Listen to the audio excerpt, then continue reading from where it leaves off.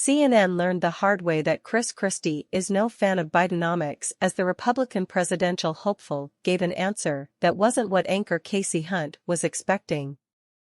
The former New Jersey governor continued his string of Sunday morning television appearances on State of the Union, where he took a break from his nonstop bashing of former President Donald J. Trump to lower the boom on the current White House occupant and his disastrous economic record.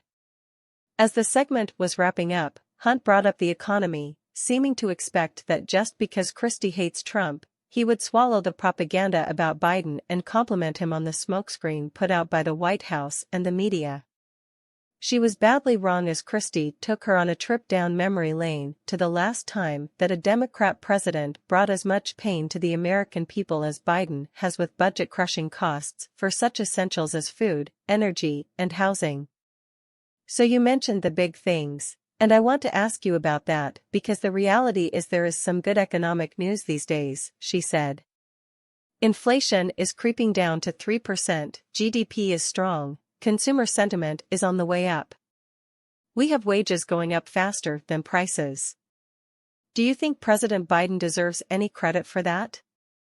What he deserves credit for is the fact that everything is 17% more expensive today than it was when he took the oath of office on January 20 of 2021, Christie responded, yanking the rug out from under the Biden cheerleader.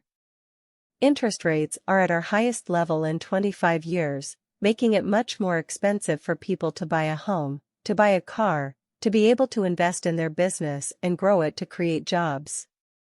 This guy is the Jimmy Carter of the 2020s, he added, referring to the nation's 39th president who is widely acknowledged as the worst U.S. leader of the modern era, at least until Biden came along. Christie continued, and his inflation, that he created, and don't take my word for it, Democratic economist, former Treasury Secretary under Bill Clinton, Larry Summers, has said that Joe Biden created this inflation through his ridiculous spending. I dealt with this in New Jersey, Kasie, after coming after John Corzine, he said, referring to his Democrat predecessor. We had an $11 billion deficit on a $29 billion budget. We balanced the budget by cutting 836 individual programs and did not raise taxes.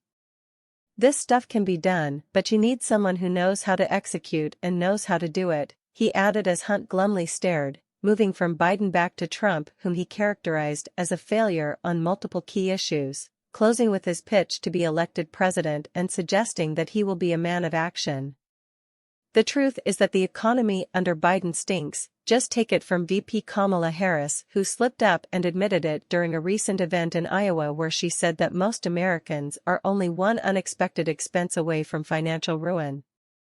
The fact of the matter is that Biden has presided over the worst inflation in 4 decades, and while it has somewhat subsided since last year, Americans are being punished by his policies each and every time that they go to the grocery store, just like they were when Carter was in charge.